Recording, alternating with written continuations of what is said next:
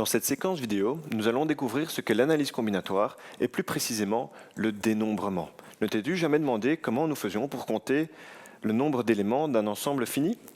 Par exemple, les plaques d'immatriculation. Dans un pays, tu as un certain nombre d'habitants, il faut que chaque habitant qui possède une voiture ait une plaque d'immatriculation différente. Bien évidemment, plus tu as d'habitants, plus il te faut de plaques d'immatriculation différentes. Comment s'assurer qu'une certaine combinaison, par exemple ici on voit que ces plaques-là sont constituées de 3 lettres et de 3 chiffres, combien de combinaisons différentes de plaques, combien de plaques pouvons-nous émettre avec un tel système?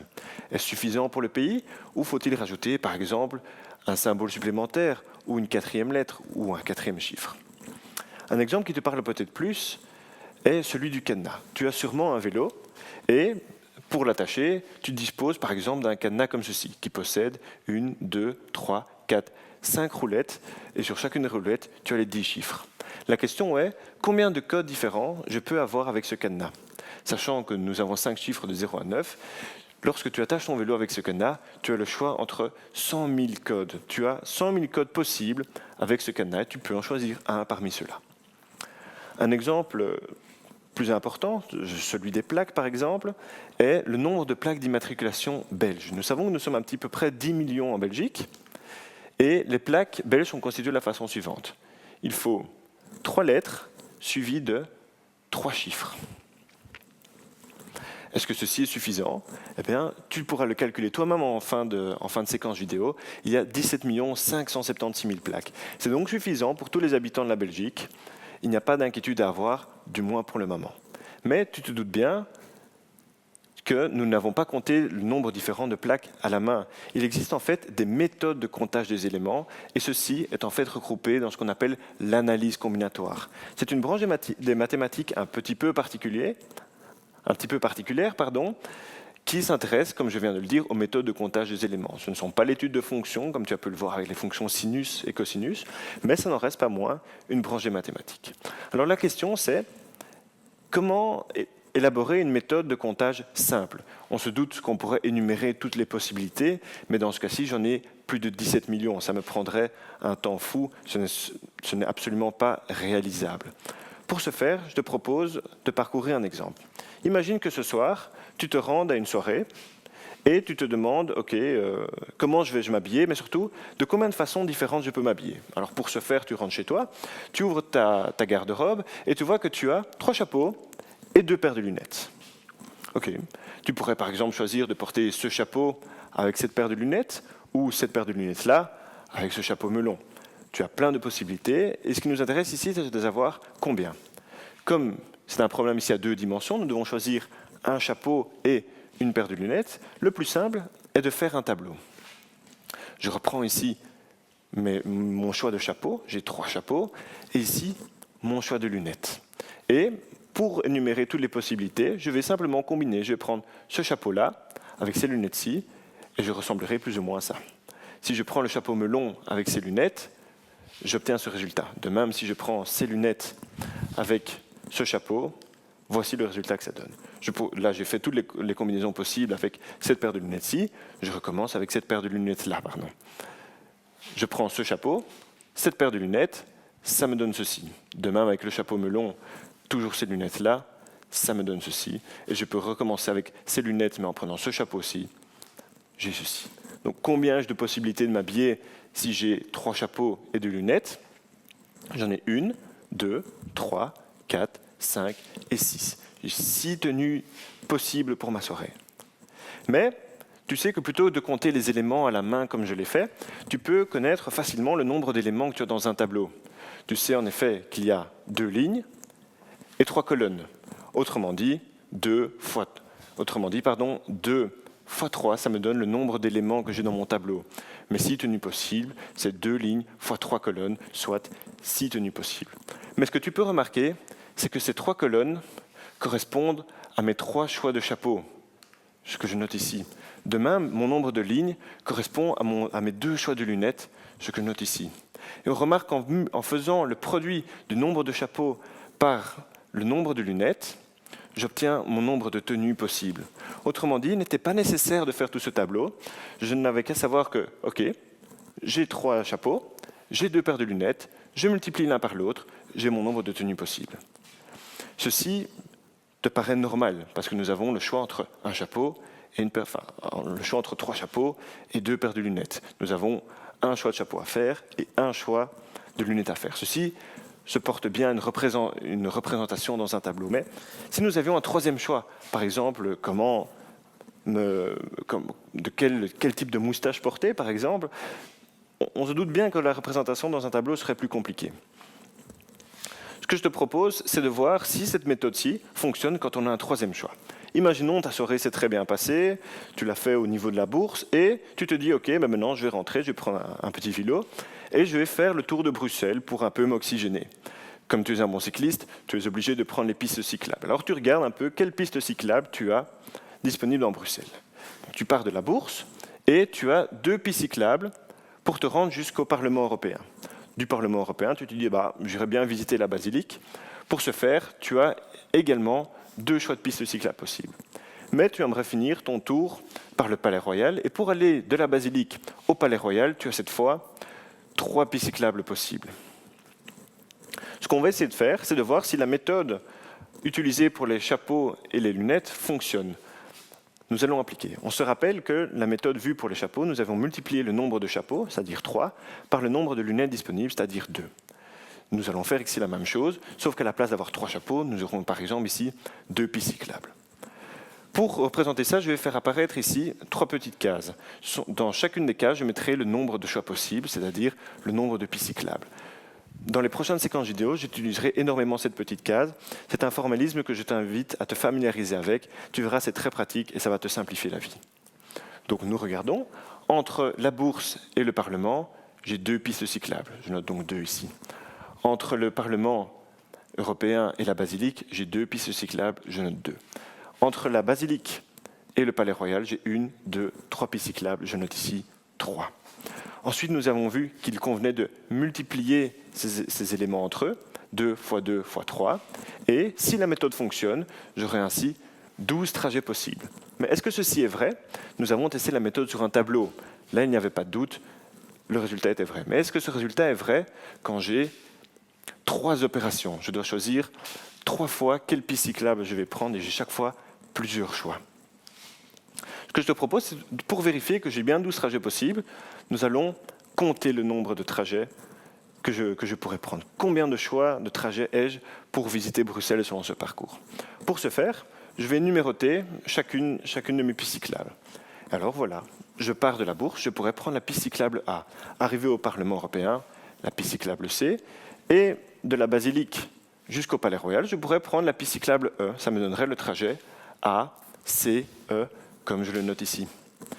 Ou alors je pourrais faire différent. Je pourrais toujours prendre la piste cyclable A, la piste cyclable C, et ensuite la piste cyclable F. J'aurais aussi pu prendre les mêmes 2 premières pistes cyclables, mais choisir la piste cyclable G.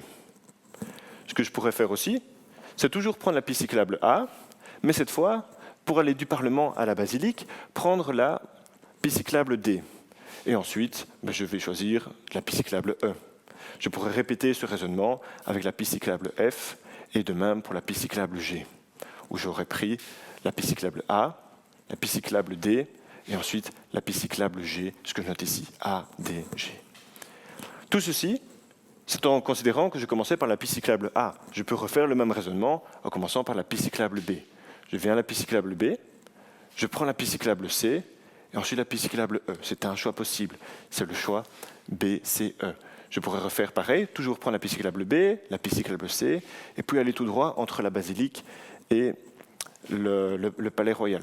Donc ça me donnerait le trajet B, C, F, ce que je note ici. Je peux faire le même raisonnement, mais plutôt que de prendre la piste cyclable F, la piste cyclable G. Et de même, une fois que je pourrais choisir un autre chemin entre le Parlement et la basilique. Donc ça, je vais aller un peu plus vite. Ce serait le trajet B, D, F, ou le trajet BDE là tout de suite, pardon, ou le trajet BDF maintenant, excuse-moi, ou le trajet BDG. On a fait toutes les possibilités, il n'en existe pas d'autres. Je te propose maintenant de les compter. J'en ai 1, 2, 3, 4, 5, 6, 7, 8, 9, 10, 11, 12 possibilités, 12 trajets possibles en empruntant ces différentes pistes cyclables, où ici j'avais le choix entre 2, puis entre 2 pistes cyclables, et entre 3 pistes cyclables. Alors ce qui est chouette, c'est qu'on remarque que ces 12 trajets possibles, c'est cohérent avec la méthode que nous avions appliquée pour 2 choix. Nous avions trouvé 12 trajets possibles, nous avions mis un petit point d'interrogation, on ne savait pas si ceci était vrai. Eh bien oui, on peut appliquer cette méthode pour calculer facilement. Autrement dit, la méthode vue pour 2 choix se généralise, et cette généralisation porte le nom du théorème fondamental du dénombrement, ou principe de multiplication. Mais avant de le voir de façon plus rigoureuse, je te propose de redécouvrir les 2 exemples que nous avons pris en début de séquence vidéo et d'appliquer ce théorème fondamental du dénombrement pour compter le nombre d'éléments que j'ai. Tu te rappelles, nous avons pris le cadenas. Le cadenas, j'avais 5 chiffres de 0 à 9. Appliquons ce principe. Quand j'avais le choix entre des chapeaux et des lunettes, j'avais pris 2 cases où j'avais mis le nombre de chapeaux et le nombre de lunettes. Ici, j'ai 5 choix à faire. Je représente donc 5 cases. 1, 2, 3, 4, 5. Et puis je regarde combien j'ai de possibilités pour chaque case. La première case, qui correspond à la première roulette, j'ai 10 chiffres. Je note donc 10. Pour la deuxième case, qui correspond à la deuxième roulette, j'ai également 10 chiffres. Je note 10. De même pour la troisième roulette, la quatrième et la cinquième. Pour obtenir le nombre de possibilités, on se rappelle, j'ai pris la multiplication de ces chiffres, ce que j'effectue ici, et cette multiplication me donne le nombre de codes possibles, c'est-à-dire 100 000 codes possibles. Ceci est obtenu grâce au théorème fondamental du dénombrement. Passons à un exemple un petit peu plus compliqué, celui des plaques. Les plaques d'immatriculation belge, je les prends ici comme exemple parce que je suis belge, sont composées de 3 lettres et de 3 chiffres. Nous avons donc en tout besoin de 6 petites cases. 3 petites cases pour les lettres, 3 petites cases pour les chiffres. C'est ce que je vais apparaître ici. 1, 2, 3, 4, 5 et 6. Les lettres, nous en avons 26. Il faut que ça commence par une lettre. Je note donc 26 ici. La deuxième information de ma plaque est également une autre lettre. Des lettres, j'en ai 26, je note 26. De même, j'ai 3 lettres, je prends 26 ici. Pour les chiffres, le raisonnement est identique à ici dessus. J'ai 10 chiffres, je note donc 10 ici.